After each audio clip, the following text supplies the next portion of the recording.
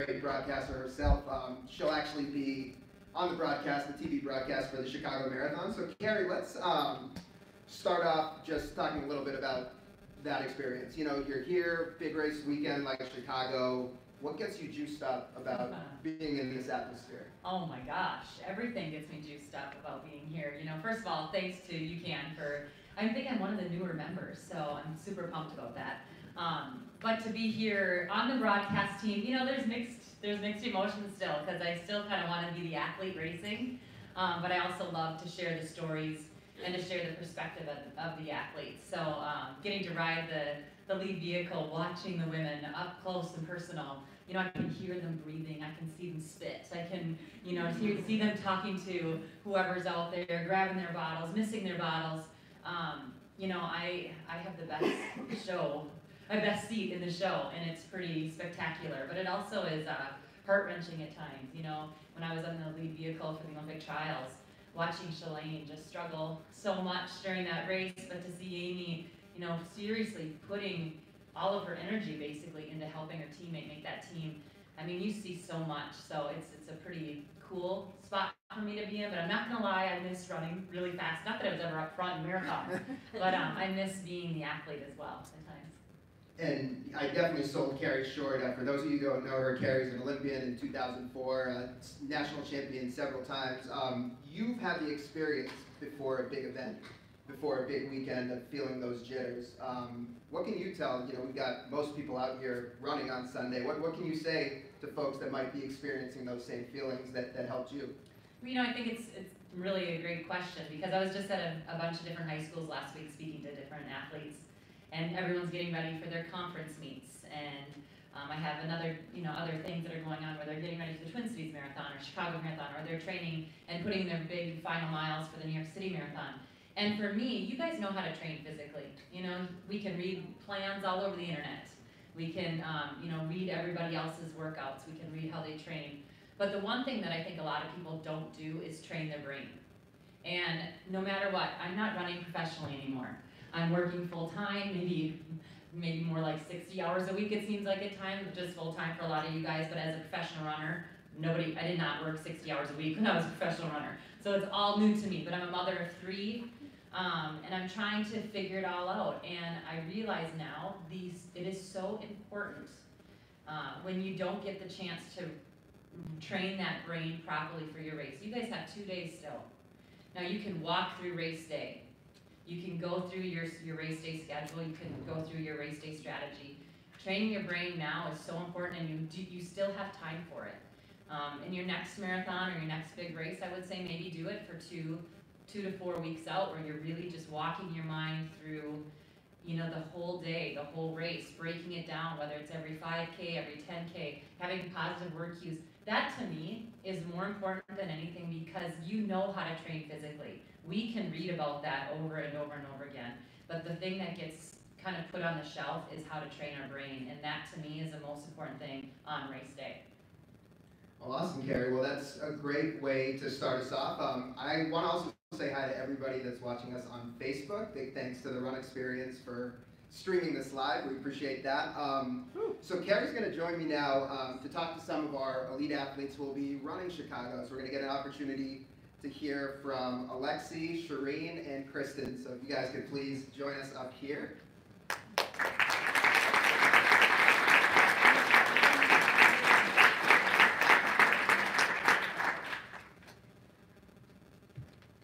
You guys, we're going to have you pass this microphone back, so you guys are competitors tomorrow, but hopefully we can play nice up here.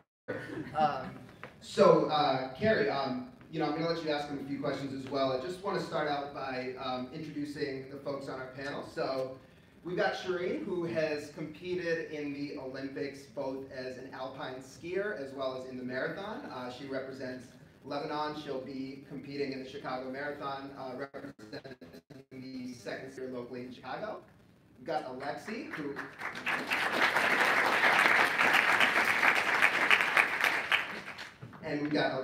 also competed in the Olympics in 2016 for Greece in the marathon, in the 10,000 meter. Alexi will actually be making her marathon debut here in Chicago. So she competed collegiately both at the University of Oregon and at Dartmouth. We're thrilled to have Alexi on our panel. And finally, we have Kristen, who is another local athlete to Chicago, representing the Second City Track Club. She's a two-time Olympic marathons qualifier. She's also a teacher, so she is training at all crazy times of the day. She's going to tell you a little bit about that. Give it up for our fantastic panel.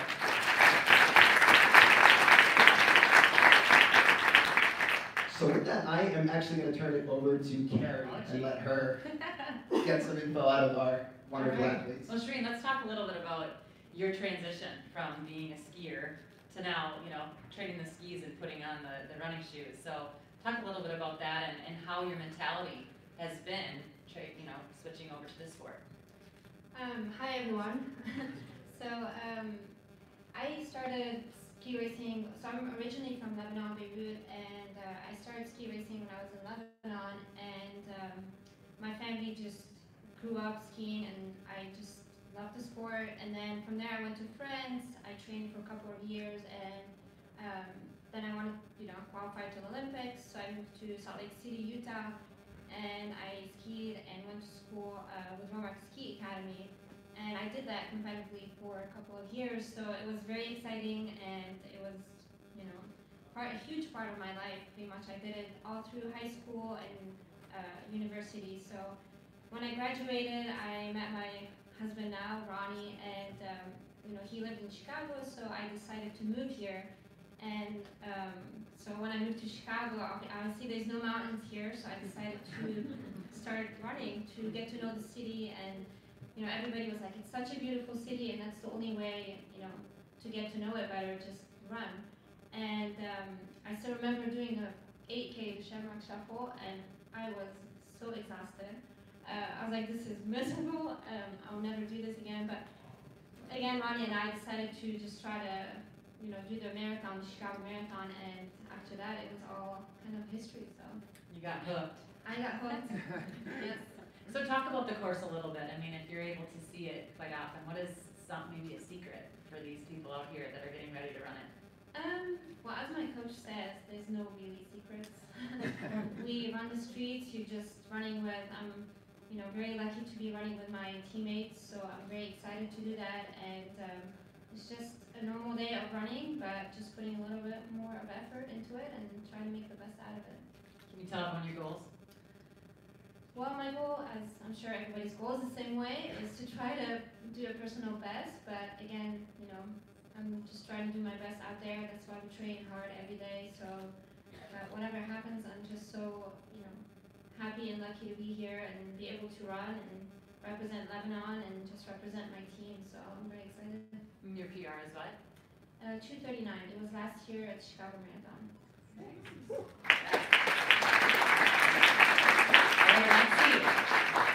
So at the press conference today, you said you've run half of this race 2 different times. Yes. So kind of explain that to some of the people that might not understand that. I was an official pacer for the 2016 hopefuls. So I ran half of it at the Olympic, I think at the World A standard pace, and tried to help some of those women. And then another year I was meant to pace, but it was the year that they eliminated pacers. But it was like a month before, so I was already coming out, and I asked if I could still run half of it because it was so fun the first time. And they let me jump in, and they were like, as long as you're not, visibly pacing anyone. And I was at the technical meeting, and I talked to Coach Castor, who is Dina Castor's husband and coach, and now my coach. And he was like, what are you running tomorrow? And I was like, 540s. And he's like, oh, so is Dina. And so I was allowed to text, it doesn't even pace her. But I was in the pack, and she broke the Masters record that day, and it was really special to be a part of that moment for her. And I just tried to rally as many men around her as possible because I had to stop halfway. I remember that race vividly because I had a 6-month-old in my belly. Basically, I was pregnant at 6 months, and they didn't have a sidecar that year. All of them were rented for other events or something like that. So I was holding on to my driver, and I was watching you guys. Yeah, and I remember getting a couple, I was talking about Dina on air, and she heard me. And I think she gave me like a thumbs up after because she does a lot of TV as well. And after the camera went away, she gave me a thumbs up but they remember feeling, or the driver remembers feeling the baby kick. So it's kind of a fun story. So I digress, sorry. Back to you, Alexi. So talk about tomorrow now. You've been through this race 2 different times through halfway. And tomorrow you're gonna go all the way for the first time. Or on Sunday, sorry. So how excited are you? I'm so excited. I am truly so excited to be here, and I think the special thing about Chicago is it's a lot of our first marathons. Is anybody else doing the first marathon tomorrow? Okay. So I think that is really special to be here and be in a place where I'm not the only one who's doing this for the first time, and it's really a privilege to be in the field with women who are really, really experienced and also really, really inexperienced. I think we have a range, and I like that kind of anticipation. Yeah. So those of you who know Alexi, you know that she is a performer on many different stages. You are an actress, you write films with your husband, congratulations, newlyweds. But what is it about that performing thing for you? I mean, you're going to go and line up with all these runners now and perform on Sunday. You like to perform in movies and on stage. What is the thrill? I think it's lovely to think about running as a performance that we're all going to do together, because there is no better feeling than like the moment before that sort of thing, like the moment before a school play or the moment before a marathon. Like this anticipation, these moments like right now, I think are so special, and I live for them because we are all as terrified as we are excited, and I think that's really the way to live, is to have goals that you know are maybe not life or death, but you're that excited and that nervous and that invested that it might as well be that for you and for me. And in terms of the day of our performance, I love that we get to make a special moment out of something that we've invested so much time into, and hopefully embrace the pain of it as a part of our expression and our performance that day. So I hope it feels as lovely as it is painful. Nice. We'll end on that. Kristen. So from around here, know the streets, but you know the streets sort of when it's dark. You are not one to be able to run much during the daylight hours. You're one to get up super early. So I guess some of you have probably read about your story, but let's hear about it a little bit. I mean, you definitely dedicate a lot to this sport.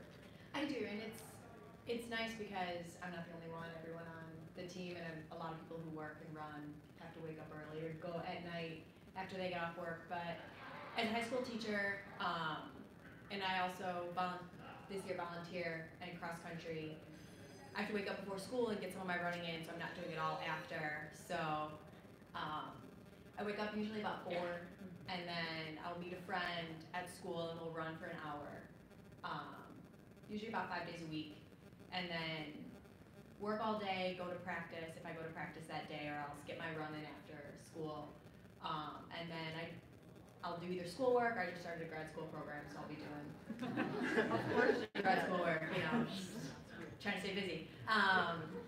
But like I said, it makes it so much easier when you have people to do it with. So the fact that, you know, I have Chirine and then my other teammates that also get up early and they also will work really hard at night, or just other friends that are in the same situation that I'm in. It's a really good community that you can build that helps out a lot. I think that's special that you talked about, you know, having your teammates, training partners. When you hear that, I mean, to me, when somebody talks about my training partners, it's like, oh, you know, they're the loves of my life, basically. Yeah. Talk about your training partners. You get to know them really well on all of the long runs, but they are some of the most amazing people I've ever met. So I'm really thankful for that because they inspire you, they make you want to work harder, and then they make you feel not crazy. Because you have someone else going with it. It's not everyone's like, oh, why are you doing that? They're like, oh, I get it. Like, I'm doing it too, so this is great. What are your goals for Sunday? Well, to PR, because obviously. And your PR is? It's 2:38 high, so try to PR would be amazing, but I'm going to be running with Chirine and one of our other teammates, Alyssa, hopefully for the whole entire race, so I'm just really excited for that experience, to be able to run with them and kind of see what happens. So, okay, because there's a lot of people that might be training together out here, or might be like husband and wife, or partners, or, you know, sisters, but there's always that moment when somebody's like, I'm feeling good, what do I do? So when you have 3 teammates out there, is there like, have you had this conversation? Because inevitably someone is gonna feel better than the other, right? Like, what's gonna happen? Well, And I don't want boxing gloves to come out here, but They I might. gotta ask. They might. No, it's marathon's so long, so you're gonna have good patches and bad patches, and hopefully it'll line up that when I'm feeling absolutely horrible, Chirine's feeling great, and then I'll be able to run with her. But it's such a unique race that if you feel good at 10 miles, I mean, you should. So, you know, hopefully you'll be continuing that pace, and you really don't go until, well, I don't know, 18 or 20 if you can. I usually tend to go slower. So the goal is not to this year, and then when you get to that point, you know, hopefully the best woman wins, and you're proud of whoever will be able to cross that line first because you know everything that went into it. So we've talked a lot about, you know, what got you all to this point, the hard work that you put into it. Sort of the final piece of the marathon is the nutrition and the fueling side of things. Now, you're all linked by your use of UCAN, being part of this panel together, but you all have kind of your own subtleties around how you incorporate it into your training, what you do with it. So Chirine, let's start with you. How did you get introduced to UCAN, and how have you been using it in your training? So we got introduced with UCAN through the team. So when I joined Second City elite team, so we started using UCAN as a team, and we're very lucky to have that. It just really it's changed the way we train and the way we stay hydrated. I absolutely love the bars. My 2 favorites are the coffee and the chocolate. But it's really good for you, and you can feel the energy from it. And we always, have it for our workouts. So we use the hydrate for our workouts, but it's amazing. It works so well. It just keeps your energy up, and without feeling like the crush, without feeling like you don't have the energy. It's amazing. So. Awesome. Alexi, I'll pose a similar question to you. You, had UCAN kind of become part of your nutrition plan well before the marathon was on the radar. So take us back to that moment. Why did you like using it before you were a marathoner, and how has that continued? Yeah, so before I moved up to the marathon, I was running with marathoners at my training camps at the time in Mammoth Lakes, and I remember watching them needing these bottles in the middle of their long runs and all these things, and I wanted to play along too because it looked like fun. And so I started seeking out my own sources of fuel so that I would feel better after these long workouts and these increasingly long runs and long mileage weeks.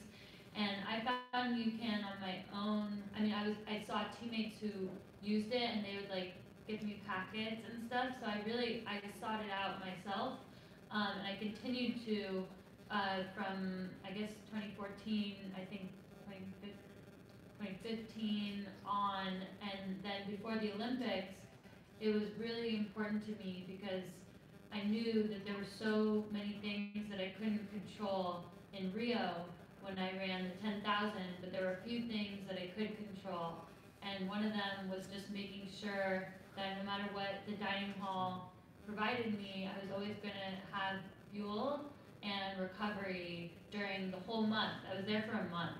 because I really wanted to live in the village, and it was so important to me to know that I had this fuel source when everything else was unpredictable and exciting, but also unpredictable. So for me specifically, I use UCAN in my breakfast before long workouts, long runs, and certainly races. I've been experimenting with advising from the team with more than one serving before the really long runs, and I will mix it into my oatmeal or into yogurt or like milk in a cereal, whatever I am having for breakfast, or in coffee, and then I will have it after the workout also in the like a recovery milkshake type thing, and that has really sustained me through this marathon training build up, I think, because I've come back every day and showed up to practice, which has always been my goal. It's like keep showing up. So I think that's a thing that UCAN has really supported me with. Awesome, thanks, Alexi. Kristen, similar question for you, but maybe a slightly different spin on it. You know, Carrie talked to you about timing the workouts and the early morning workouts, and obviously with that comes a fueling challenge. So has UCAN played into that at all in terms of the timing of when you train? Yeah, not so much in the morning, but as a teacher, you have lunch at a very specific time. So I eat at about 12:30, and then practice is at 2:30. So there's not a lot of time in between when I get to eat and when I get to run. So I had a lot of digestive issues because of that fact. So I was like trying to mess around with what I was eating, and one thing that worked really well was me making a pan smoothie. So I would do almond milk or a Fairlife milk, the chocolate UCAN, banana, and then PB2. And it was something that gave me energy. It did not upset my stomach, so I was able to finish the run actually feeling good instead of not feeling good. And so that was a really big help. And then if we have late nights, like our practices, we will go until like 8:30, 9 o'clock at night. Don't really want to go home and make dinner. So just being able to pack a smoothie and then having that for dinner and not having to worry about it has been life-saving. Awesome. Well, it's fascinating to hear each of you talk about it, and you know, each of you have your own nuances with how you use it. So appreciate you sharing that with everyone out here. Before we let all of you go, we have one question from our online audience from the Run Experience. So Nate's gonna go ahead and ask that for you. Awesome. Hey, thanks guys. So streaming from YouTube, you got people watching all over. Tom was curious about what one of your favorite workouts going into Chicago was, and I would like to put my own twist on it and ask, what was one that was maybe most memorable? And it could have been one that you were dreading that went really well.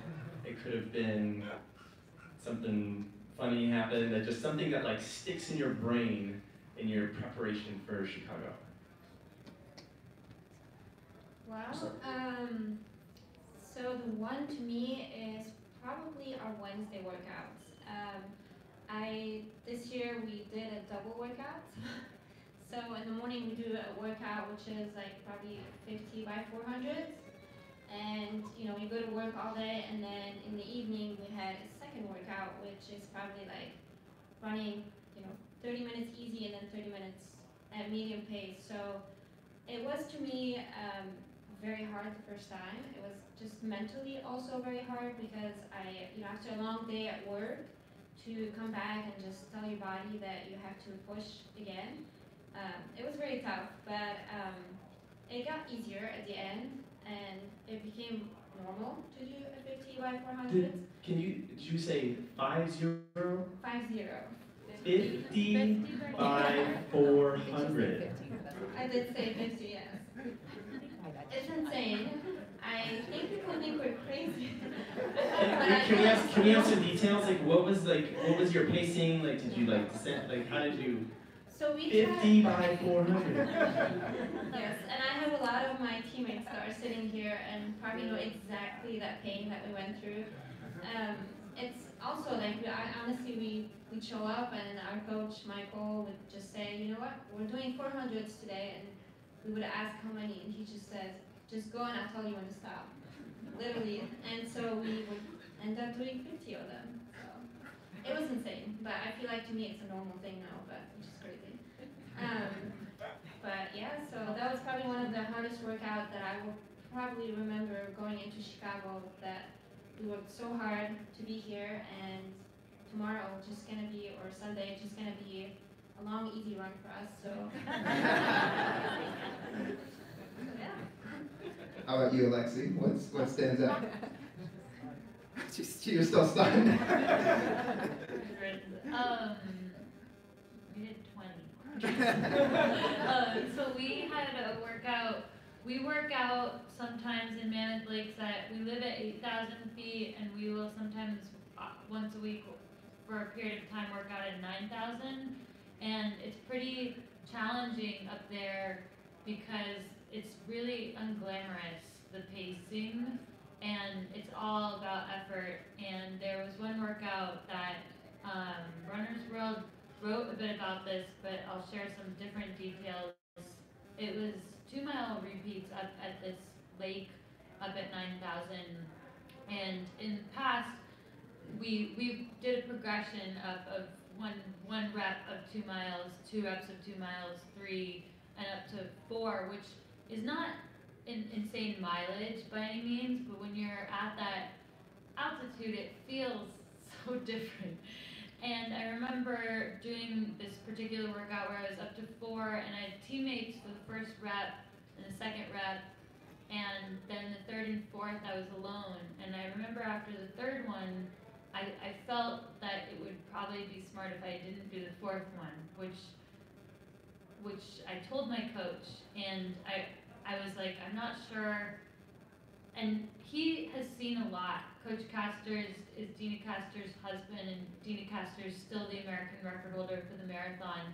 And Dina was there, and they both looked at me and they were like, take your rest and get your drink. And then Dina pulled me aside and she told me that this rep was the difference between track and marathon running. And I know they wouldn't have had me do it if it was truly unwise, but she's known me and she could see that this was a growth moment, and she was like, you're gonna go on and get this rep done, and this is really the difference, and this is where in the marathon you will know that you have that extra something that I'll discover that I need on Sunday. and I did it, and it was quite eye-opening for me. It was a ceiling lifter, and I think it carried me through subsequent workouts where I didn't feel like doing the final mile or the final rep, and knew that it would be another moment to grow myself. So that was a big one. All right. So mine was pretty recently. So I had a little bit of unconventional buildup. I was dealing with some feet pain in June and July. So I did a lot of cross training to supplement my running. And then I've been getting back into it, and about, I don't know, maybe 3 weeks ago we did 5 by 15 minutes hard, 3 minutes easy. Well, hard, probably more of a medium hard. And it was myself, and it was Alyssa, and our other teammate, and she'd been dropping me all training build-up, which was great. She's in fantastic shape, and it was the first workout where I was actually able to stick with her and stay with her and feel confident in my ability. And it was just kind of the workout that I was like, okay, I think I'm in shape to actually do my best in PR, but even better, have the ability to be able to run with her in Chirine on Sunday. So. Awesome. That's a great positive note. Thinking about successful workouts you guys have had that are going to push you through Sunday. So we're going to give a big thanks to our panel up here. Alexi, Chirine, and Kristen. Wishing you guys easy times on Sunday. Thank you guys so much for being part of this. Thank you. All right, and while we give them a round of applause, we're going to keep this rolling with another very special guest. So this man needs no introduction. He's the only person, but I'll give him an introduction anyways, because that's what I'm here to do. So he's the only person on the planet to win the New York City Marathon, the Boston Marathon, and an Olympic medal. Give it up for Meb Keflezighi.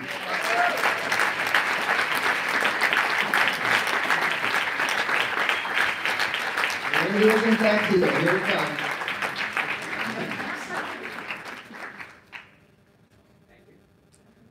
So we're really excited, for those of you who have been to these events before, had a chance to have Meb tell his story. Meb's been really such a part of the UCAN family, Meb and Howie, since we launched.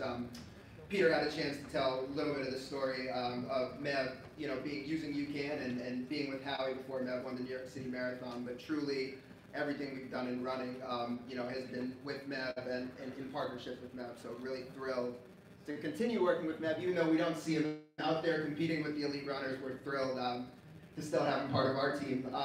So Carrie, I'm actually, you and Meb go back. You guys have been competitors. You guys have been part of the same race. So I'm gonna let you start this off with Meb. I know how Meb dances. Dance for 1993 style Foot Locker. But Meb, when I was watching you walk up here, everyone gets fired up when they see you. That smile is known, with hundreds of thousands of people. It's pretty amazing that you're not racing at that elite level anymore. And this is maybe one of the first events that you're at where pressure's off that way, right? Talk about it. Well, thanks again, Generation UCAN, and everybody for having me here.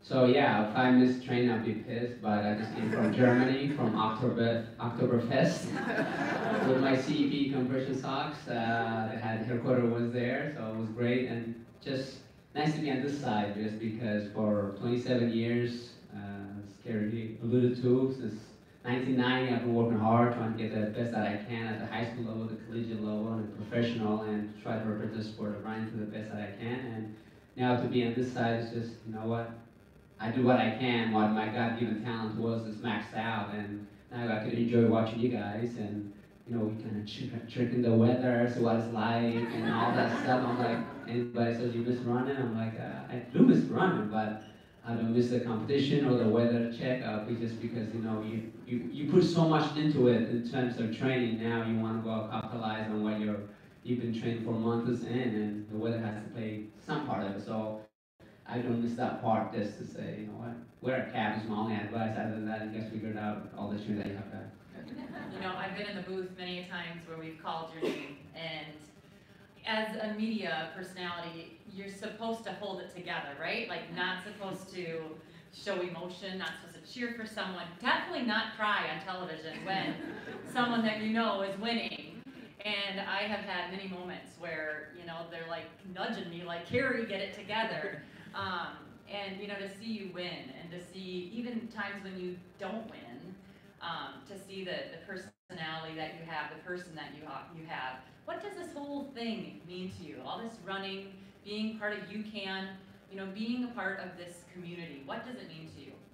Well, for me to be part of Jonah, who Peter alluded to, the boy who couldn't sleep until he got this Generation UCAN, and the Featherman family, and Shoba and team, to have me on the team, which has been great since 2009. And there's some things you can control and other things you can't, like the weather you can't. But the investment that you could put in yourself, waking up early, like she was saying, 4 o'clock in the morning, the commitment, the perseverance, and the dedication that we all put in, it's not us. And when the sponsors are depending on you or counting on you, or your family's counting on you, and you don't want to disappoint your parents and to get an 8 in the class, you work extremely hard. And that's what has been my life. And I feel like, you have to do the best that you can, and rest assured, I always say run to win. It doesn't always mean you get first place, but get the best out of yourself. And sometimes, I was talking to earlier at the Maui gym booth today, I got lapped. I know I'm talented, I know I worked hard, but sometimes it clicks, and other times it doesn't. And that's where the media kind of became my favorite, just because you get second place at the Olympics, you get second in New York, you finish third in New York, you finish third in Boston, you're like, I'm ready for this win, and you want to do it. It's not because of lack of working out, but because sometimes the weather, sometimes the pacing, sometimes the competition is too deep, but they internally cheering for you, and then when you pull it off, it's a magical moment. When it clicks, and for me, I've done 26 competitive marathons. On record, I only won 3 marathons, but the second place, third place, where you kind of trying to push the envelope. You didn't get injured by sitting on the couch, you get injured by waking up early, by working hard and trying to get the best out of yourself. That's what happens. But when people kind of get to know you that you are a workaholic or very enthusiastic about the sport that you love, and then they start becoming your fan. And that's what we all are, because we have this beautiful sport that's marathon or half marathon, shorter distance, that allows, hey, I can do better next time. I can do better next time. Even when you get lapped, you're like, you know what? I worked hard. I'm okay with it, but I'm gonna work extremely hard next time and try to break records or try to win titles, and that's what keeps you going. We all have different goals, different ambition, but you have to set the benchmark for yourself. And once check off mark, it's a beautiful feeling because you can set the next goal, and that's what I've been doing for the last 27 years. Something you've been doing for the last 27 years is working your buns off of the track as well, not just on the track. I mean, I don't know if you guys know Meb, but he is working almost 24 hours a day, it seems like, especially at these events. And still, when he was competing, he was still coming to the line, even though he had 10 appearances the day before. What is your advice? I mean, you are like all these people that work 40 hours, 50 hours, 60 hours a week, but you still got the training in. So, you know, just kind of, I guess, give them a little love, because you know that. You have lived and breathed that, and you have been that professional athlete that's a little bit different than some of them, which is nothing against some of the athletes that just train, but you kind of done it in an unconventional way. You know, when we first came to the United States, our parents said, don't take this opportunity for granted. Your cousins don't have it, your uncles don't have it, so only you have it, so don't waste it. So for that, my parents understood the value of education, and that how I can relate to you guys is running is easy for me. It's very simple, but education was not. My dad woke us up at 4:30 in the morning to study English through the dictionary so we could before go to class. And that's what she was doing beforehand. And those were, some things comes easy at you and other things don't. And for me, when I was at UCLA trying to write a paper, you know, as soon as I get the syllabus, I start with a paper, because it might take me 3 weeks, 4 weeks to get it done. And for somebody, it might take 1 week or maybe 3 days. And that's what you guys are doing. For me, marathon is like, okay, I can get it done, no problem, if I can train properly. But some of us have different talent than others, and you don't take things for granted. You just gotta work hard, know what your weaknesses are, what your strengths are. If, you know, 400 meters repeats is your weakness, you gotta get it done. If there's 5K repeats, what you need to do, they might not be fun, but you gotta get it done. Because at the end of the day, when you commit to something, getting to that finish line is very, very important. Because it's a celebration the day that you guys are running on Sunday. The work is done. You have done everything that you can control within yourself, with your teammates and your coaches to get to the starting line healthy. Now just go out, celebrate. If it goes amazing well, celebrate. If it doesn't go well, celebrate. Maybe you might be disappointed for a little bit here and there, but guess what? There's so many other people that would love to be in your shoes. I just met a girl, she's here somewhere right now, she said I had it, you know, broken her foot. How lovely, right there, how lovely she would like to run it. But when you're out there hurting on Sunday, think about those people that, whether it's here or somewhere else, that would love to be in your shoes, that say, you know what, I just gotta slow it down, push myself, collect myself together, finish up strong. And, you know, you guys are committed, you know, family, time, kids juggling, work, and all those things are not as easy. And I'm now on the other side, I have 3 daughters, and I do the Meb Foundation work, and I have to get my run in. I'm not the person that runs at 6 p.m. I've been spoiled. I've been an athlete for many years. I gotta get it done before 11. If it doesn't get done before 11, unless I'm on the flight, it won't get done. So you have to have a routine, whether it works for you in the morning, or 4 o'clock in the morning, or the 6 p.m. Figure it out and stick to it. And routine is so important, especially when you have meeting somebody, because the accountability is there to just say, you know what? If you were by yourself, you'd be like, hit the snooze bar. But if somebody's waiting for you, you're gonna show up. Once you show up, you're gonna run. Once you run, you're gonna complete a race, and you're gonna run your best time ever. Meb, for years and years, you had the competition of competing at the elite level to motivate you. So you were just talking, you know, how you still continue to run today. What motivates you to keep it up? And are there ever, you talked about the 11 a.m. rule, are there ever times now where you run when you don't feel like it, or have you put that aside? You've done enough of that. Do you hit the snooze bar? I do hit the snooze bar. But ever since I was at UCLA, my thing was put the alarm away from me. If I get up, I see this light and I'm out, you know. And but nowadays, Varun, to your question is, I don't mind taking the day off. I'm not gonna feel guilty. Before it was like, if I had a little nagging injury, I would take a day off or so. But now it's like, I was in Germany for CEP and the Oktoberfest. Once I got to Frankfurt, I was with family and friends there, and I just said, you know what? I'm gonna take 3 days off. I have no problem. Whereas somebody else before, I would feel guilty. I gotta get up really early before family functions, things like that. By the way, I'm running New York City Marathon for Team for Kids. So, but that's what that, similar to what I told you just earlier, running does come easy for me. I don't mind saying that, and just, if I can train, my longest run so far, my longest run has been 12 miles. But I know I got a 26.2 miles on November 4th, I believe. But I got to put in one more 17 miles or 20 miles. And for Boston, similar this last spring, I was in, you know, when you live in San Diego, the kids want to go to vacation. So what are you going to go? You're going to go to Hawaii, right? And I'm like, well, I'm in the spring break. I can't, family vacation. I can't say I'm going to go for my 20-mile run after I said I'm retired. Guess what? I just put 10 miles in and call it a day. And when you come back from vacation, put in 17 miles and hope that carries you through for 26.2 miles. But I know it will carry me, just the question is, it's not the pace for me, it's just, are my muscles gonna last that long? But through hydration, recovery, and stretching, and all those things, and the 120,000 miles that I have put in over the years, I hope it carries me. It's an investment. It's almost as many miles as my car. That's kind of crazy. So, Meb, like one of the things you've been talking about, all the work when you were running competitively that you put into this, but it always looked so effortless, you know, and that's probably characteristic when you watch a lot of elite runners. It just looks so easy. So talk about that a little bit, and where I was going with this is your first marathon. We have a few people running their first marathon. It wasn't easy for you, right? No, I mean, run is never easy. It hurts.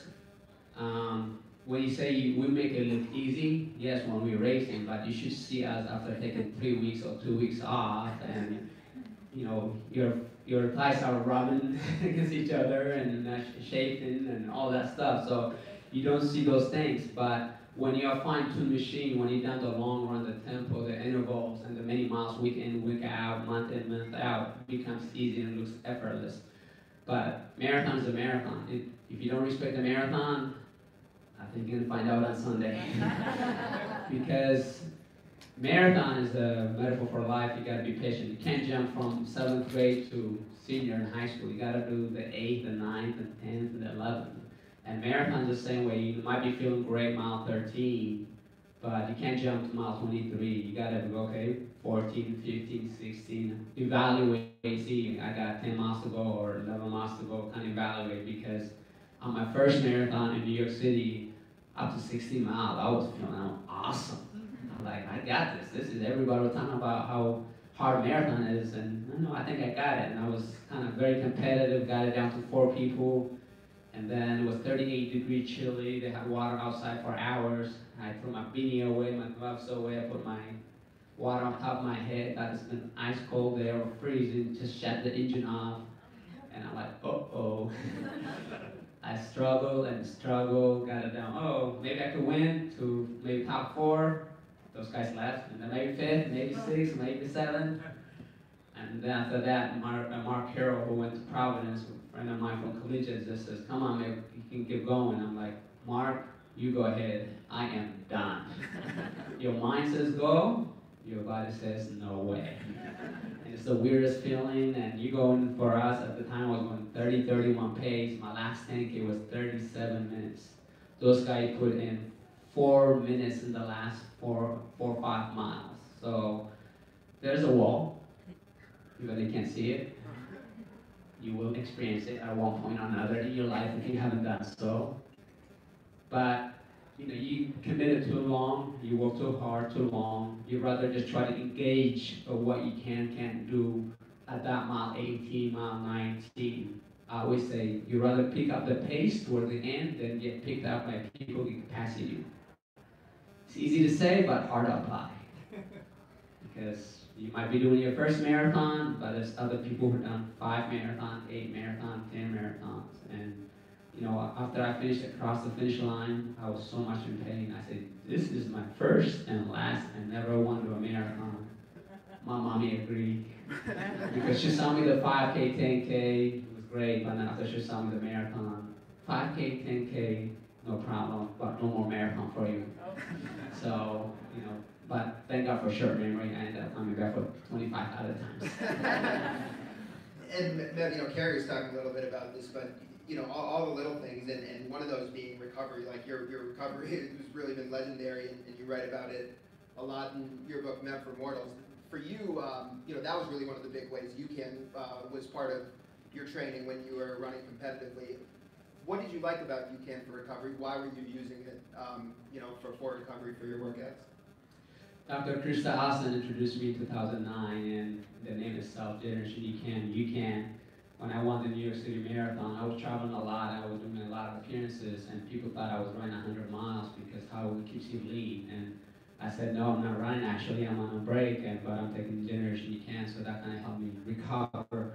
And for me, is intervals, tempos, or long run. The first thing that goes into my system is Generation UCAN. I mean, 10 ounce of water with a packet is good to go. And I'm pretty diligent about it because sometimes when I was living in Mammoth Lakes, I would go to Bishop, which is about 35, 40 miles, and I have to do ice bath when I get back in the creek. So it gives me the energy, sustained energy for 2 to 3 hours of not rushing, eating anything that you see in front of you. And or if I have a physical therapy, I'll do that and then come back, eat a real meal. So have it in your bag whenever you are at work, if you're in a rush to do things, and just have water, and pretty simple. And the Generation UCAN, or what the bars that they have now, they didn't have when I was at the early stage of my career, but they're great ones to taste them and have them, give you energy that will last you for hours, and you won't crash. And that's the beauty of it. You know, you get natural high from running, but you also got that sustained energy to go out through the day. And I'm pretty sure some of you have done, oh, did you run this morning when you go back to work? And they said, yeah, how far did you run? 8 miles. I'm like, somebody will say, I'm tired for you, you know? So, but run is energy, and if you can apply it with Generation UCAN, you know, it's going to keep you going for a longer period, and it's a beautiful thing. So we'll have one final question for Meb, and let's give it up to our audience on Facebook. So Nate from the Run Experience. Awesome. Thank you so much. This is such an opportunity. Really excited. This question from Carla, and she wanted to ask a little bit about strength training, something that hasn't fully come up yet on this panel.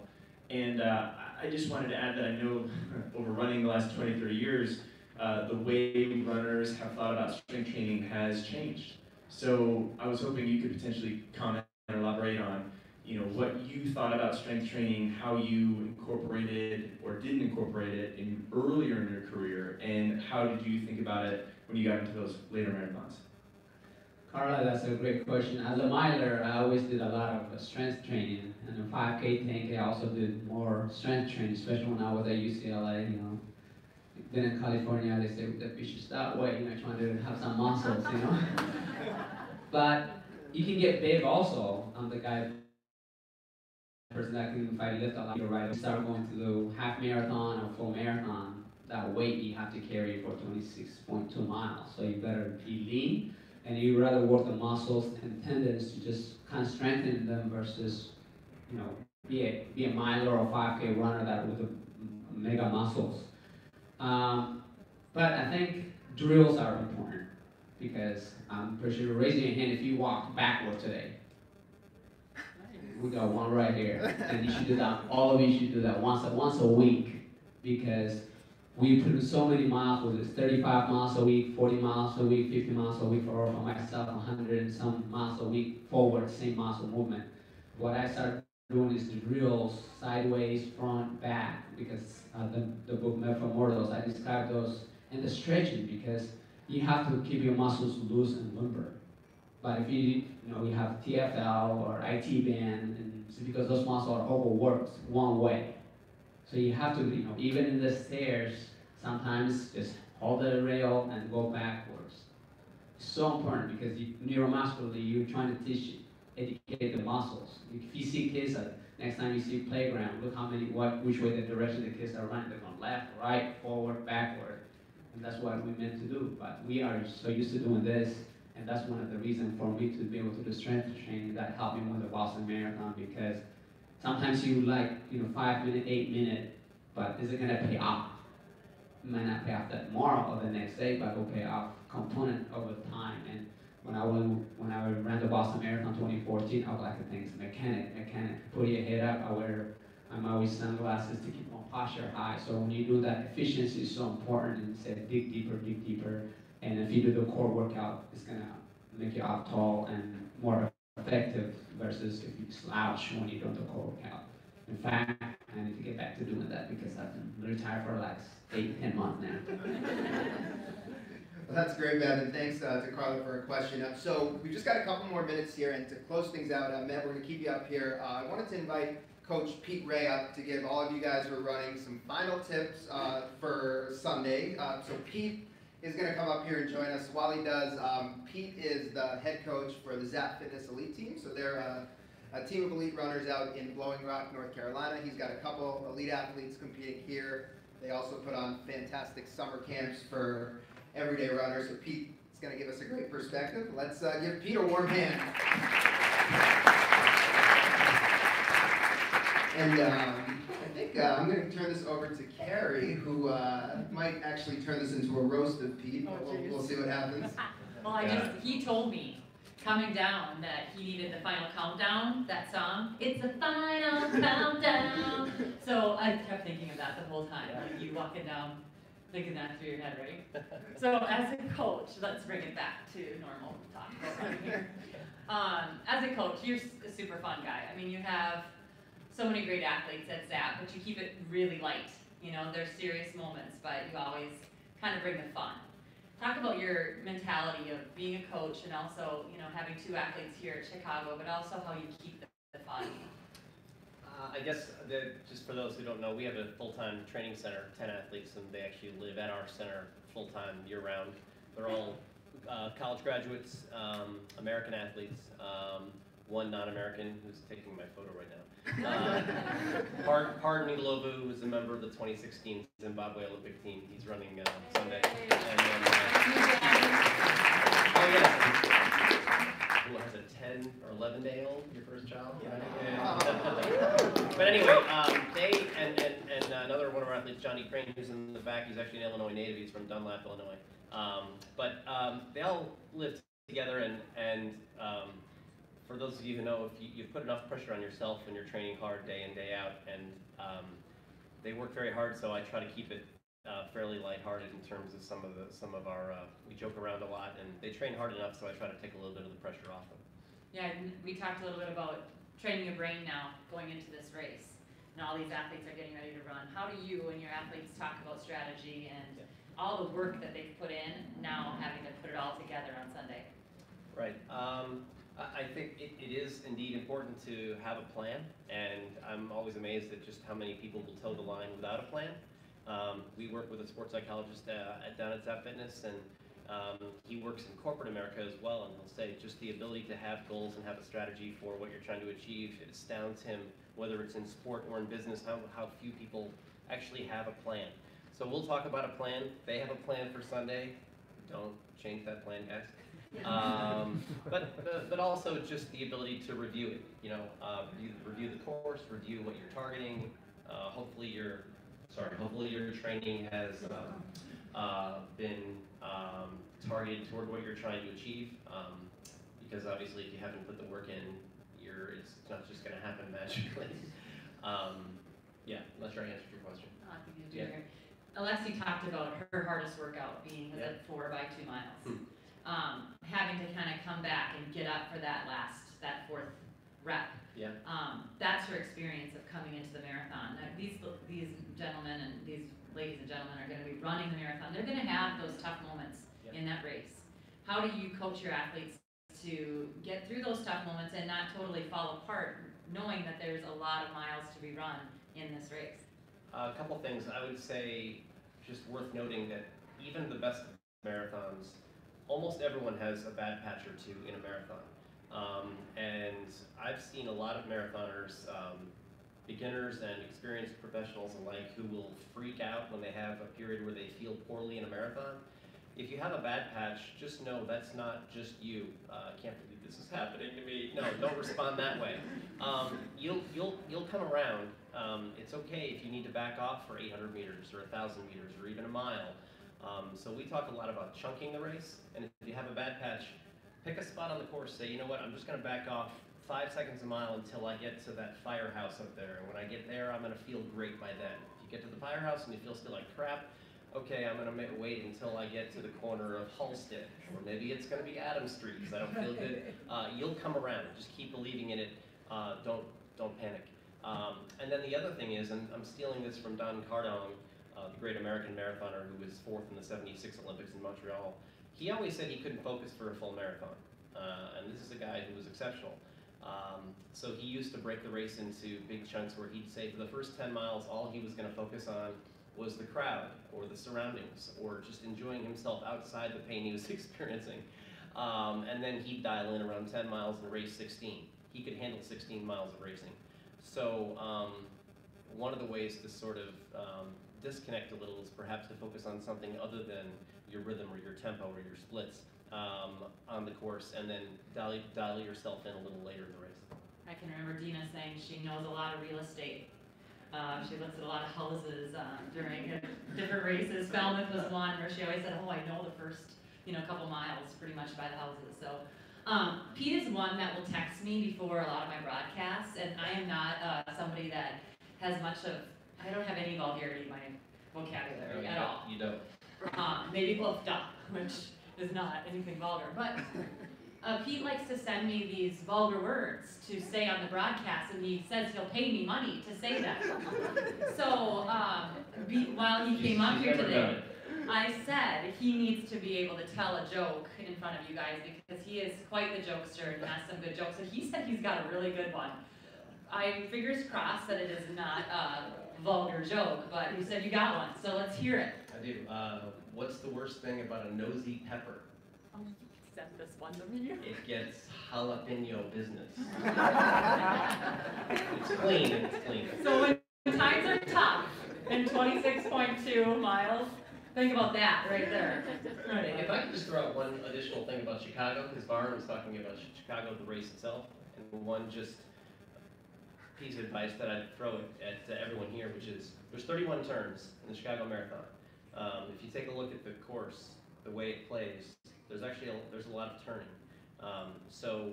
One thing to keep in mind is the shortest distance between 2 points. We all know what it is. And when I've watched Chicago, which is every year now for 16 or 17 years, it always amazes me just how much people will run on the outside. They won't run the tangents. Do so, because by the end, if you're running 31 times to the middle of the road on the curve, you'll run an extra 150, 200 meters, and that might make the difference of a minute.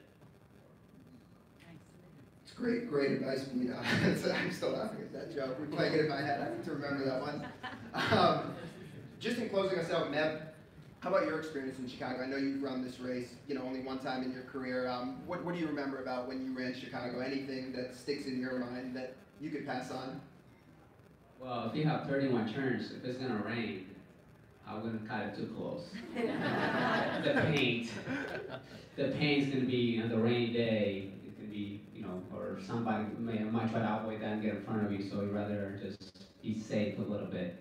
In terms of turns, like it's a minute and a half is so long. That's over 400 meters that you can turn on. Right course, if you're back, try to do that. As for me, I done it. This was my second marathon ever in 2003.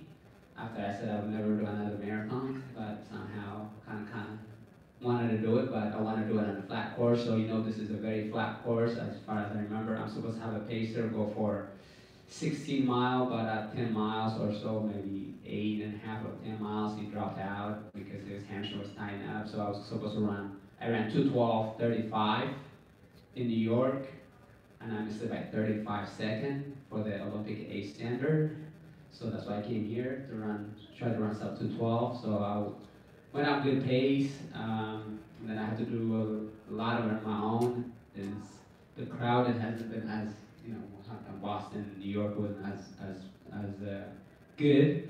And I remember just going to the last Michigan and that hill, and I was somebody was there, a border was there, so like, come on, you can push it, you can push it, you can go to 10, and I run in 2:10.03. And that was almost 2 minutes improvement from where I was Boston versus New York. So what I learned about this course is if it's nice and steady, you can if you neg split or run an even pace, you're gonna do great. So some of you that are first timers, go out there and play conservative the first half marathon and pick it out the pace. And for those of you that have done that, if you're looking for the qualify for the trials or qualify for Boston, go out there. And this is, from what I hear, this is an easy course, and I guess it probably was. And in fact, I went for a cool down after work. Crazy. Well, with that, I just want to say thank you. Good luck to everyone that's out here. Big thanks to all of you for joining us. To our panel, incredible. Carrie, Meb, Pete, Chirine, Kristen, Alexi, thank you guys so much. Good luck to everyone that's running, and thank you guys. Thanks for joining us. Thanks for running.